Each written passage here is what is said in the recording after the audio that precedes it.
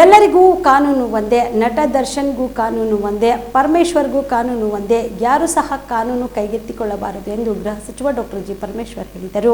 ಸದಾಶಿವನಗರದ ತಮ್ಮ ನಿವಾಸದ ಬಳಿ ಸುದ್ದಿಗಾರರೊಂದಿಗೆ ಮಾತನಾಡಿದ ಅವರು, ನಟ ದರ್ಶನ್ ಕೊಲೆಯಲ್ಲಿ ಭಾಗಿಯಾಗಿದ್ದಾರೆ ಎಂಬ ಆರೋಪದ ಮೇಲೆ ಬಂಧಿಸಲಾಗಿದೆ. ತನಿಖೆಯಲ್ಲಿ ಬರುವ ಅಂಶಗಳನ್ನು ಆಧರಿಸಿ ಮುಂದಿನ ಕ್ರಮ ತೆಗೆದುಕೊಳ್ಳುತ್ತಾರೆ.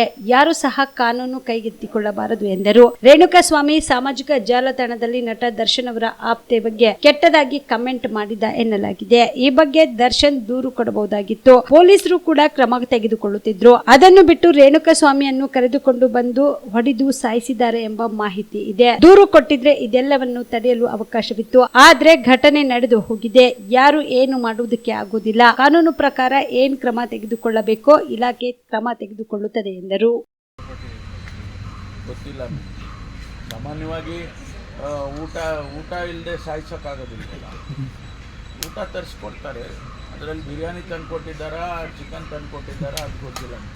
ಈ ರೀತಿ ಕೊಲೆ ಆದಾಗ ಸರ್, ಈ ರೀತಿ ಹೀನಾಯವಾಗಿ ಕೊಲೆ ಆದಾಗ ಆ ರೀತಿ ಕೊಡಬೇಕಾಗಿತ್ತ ಅಂತ ಪ್ರಶ್ನೆ ಸಾರ್ವಜನಿಕ ವಲಯದಲ್ಲಿ ಸರ್ ನನಗೆ ಗೊತ್ತಿಲ್ಲ. ಸರ್, ಈಗ ಯಡಿಯೂರಪ್ಪ ಅವರ ವಿರುದ್ಧ ಒಂದು ಪೋಕ್ಸೋ ಪ್ರಕರಣ ದಾಖಲಾಗಿದೆಯಾ? ಪ್ರಕರಣ ಯಾವ ಹಂತದಲ್ಲಿದೆ ಸರ್? ಏನಾರು ಅವ್ರ ವಿರುದ್ಧ ಏನಾದರೂ ಸೂಚನೆ ಇದೆಯಾ? ಅದೇನು ನಡೀತಾ ಇದೆ. ಅದರಿಂದ ಎಲ್ಲ ಅಂತಿಮವಾಗಿ ಅದಕ್ಕೆ ಬೇಕಾದಂಥ ಎವಿಡೆನ್ಸ್ಗಳೆಲ್ಲ ಬೇಕಲ್ಲ, ಅದನ್ನೆಲ್ಲ ಮಾಡ್ತಾ ಇದೆ. ಸರ್, ಇವತ್ತು ಕಾರ್ಮಿಕ ಇಲಾಖೆಯಿಂದ ಬಾಲಕಾರ್ಮಿಕ ಜಾಗೃತಿ ಕಾರ್ಯಕ್ರಮ ಇಟ್ಕೊಂಡಿದ್ರು. ಅದಕ್ಕೆ ಇನ್ವೈಟಿಯಾಗಿ ಡ್ರಗ್ಸ್ ಕೇಸ್ನ ಆರೋಪಿ ನಟಿಯನ್ನು ಕರೀತಾರೆ ಸರ್ಕಾರ ಅಧಿಕೃತ ಕಾರ್ಯಕ್ರಮಕ್ಕೆ. ರಾಗಿಣಿ ದ್ವಿವೇದಿಯವರು ಗೊತ್ತಿಲ್ಲ ನನಗೆ, ಯಾಕೆಂದರೆ ಅವರು ಆ ಇಲಾಖೆಗೆ ಸಂಬಂಧಪಟ್ಟಿದ್ರು. ಅವರು ಅದನ್ನು ನೋಡಿ ಕರಿಬೇಕು. ಯಾರನ್ನು ಕರಿಬೇಕು, ಯಾರನ್ನು ಕರಿಬಾರ್ದು ಅದು ಅವ್ರ ತೀರ್ಮಾನ. ನಾವು ನಮ್ಮನ್ನು ಕೇಳೋದಿಲ್ಲ ಸರ್. PSI ಇದೇನು ಸರ್ 545 ಪ್ರೊಸೆಸ್ ಏನು ಅಂತ ಸರ್ ಇನ್ನೊಂದು ಇವತ್ತು ಅದನ್ನು ರಿವ್ಯೂ ಇಟ್ಕೊಂಡಿದ್ದೀನಿ.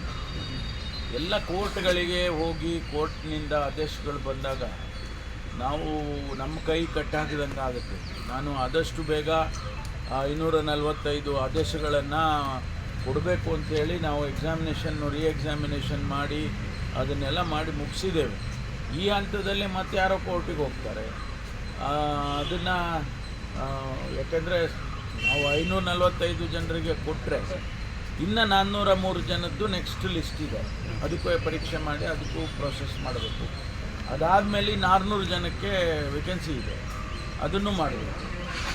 ಒಂದು ಆಗದೆ ಹೊರತು ಎಲ್ಲವೂ ಕೂಡ ಸ್ಥಗಿತ ಆಗಿದೆ. ಅದನ್ನು ಆದಷ್ಟು ಬೇಗ ಅದ್ರ ಬಗೆಹರಿಸೋದಕ್ಕೆ ಪ್ರಯತ್ನ ಮಾಡ್ತಾ ಇದ್ದೀವಿ.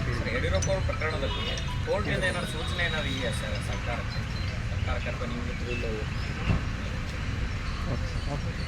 ಓಕೆ.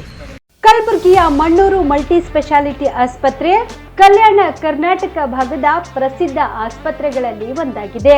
ಡಾಕ್ಟರ್ ಫಾರೂಕ್ ಮಣ್ಣೂರು ಸಾರಥ್ಯದಲ್ಲಿ ಅತ್ಯಂತ ಅನುಭವಿ ವೈದ್ಯರಿಂದ ಉತ್ತಮ ಚಿಕಿತ್ಸೆ ನೀಡಲಾಗುತ್ತಿದೆ. ಮಣ್ಣೂರು ಮಲ್ಟಿ ಸ್ಪೆಷಾಲಿಟಿ ಆಸ್ಪತ್ರೆಯಲ್ಲಿ ಸಿಗುವ ಚಿಕಿತ್ಸೆಗಳು: general surgery, laparoscopy surgery, neuro surgery, orthopaedic surgery, plastic surgery, gastro surgery, aqua surgery, gynaecology surgery, general medicine, paediatric, neuro surgery, cardiology, haematology, endocrinology, ENT ಮತ್ತು ophthal, general physician, gynaecology, paediatric, family medicine, urology, nephrology, radiology, dialysis, advance ICU ಮತ್ತು advance OT setup, ಅತ್ಯಾಧುನಿಕ ಸೌಲಭ್ಯವುಳ್ಳ ಕ್ಯಾಸುಲಿಟಿ, ದಿನದ 24 ಗಂಟೆ emergency trauma centre. ಹೆಚ್ಚಿನ ಮಾಹಿತಿಗಾಗಿ ಸಂಪರ್ಕಿಸಿ ಬಾರಾ hills circle, ring ರಸ್ತೆ, ಕಲಬುರಗಿ. Phone number 9538786108.